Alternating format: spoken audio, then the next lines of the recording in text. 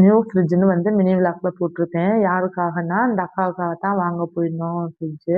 அவங்களோட பழைய ஃப்ரிட்ஜ் வந்து என்ன ஆச்சு அப்டின்னா, அவங்களோட பழைய ஃப்ரிட்ஜ் வாங்கி 15 வருஷம் ஆச்சாம். ஆனா வந்து இந்த ஃப்ரீசர்ல வந்து டோர் இல்லாதனால இந்த மாரி கட்டியாயி, தண்ணி கரண்ட் இல்லாதப்ப தண்ணி லீக் ஆகுது அப்டின்னு சொல்லியிருந்தாங்க.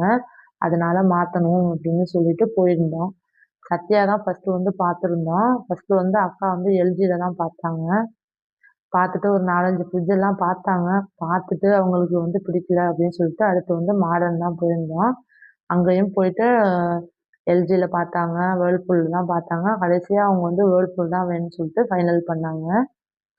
அந்த ஃப்ரிட்ஜ விட இது கொஞ்சம் உயரமாவும் நல்லா இருந்தது. ஓகே ஃபைனல் பண்ணிட்டு, கடைக்காரங்களே டோர் டெலிவரி பண்ணிட்டு, அந்த பழைய ஃப்ரிட்ஜ எடுத்துக்கிட்டாங்க. நாங்க வந்து ஸ்டாண்டு வந்து வேண்டான்னு சொல்லிட்டோம். பழைய ஃப்ரிட்ஜோட ஸ்டாண்ட் இருக்கு. எங்களுக்கு புது ஃப்ரிட்ஜுக்கு வந்து ஸ்டாண்டு வேண்டாம். அப்படின்னு சொல்லிட்டு, காலையில தான் ஃப்ரிட்ஜ வந்து ஓப்பன் பண்ணிட்டு ஸ்டாண்ட்ல தூக்கி வச்சா, அந்த ஸ்டாண்டு பத்தவே இல்ல. ஏன்னா வந்து ஃப்ரிட்ஜ் வந்து கொஞ்சம் கொஞ்சம் அகலமா இருந்ததுனால, அந்த ஃப்ரிட்ஜ் கொஞ்சம் சின்னமா இருந்ததுனால பத்தல.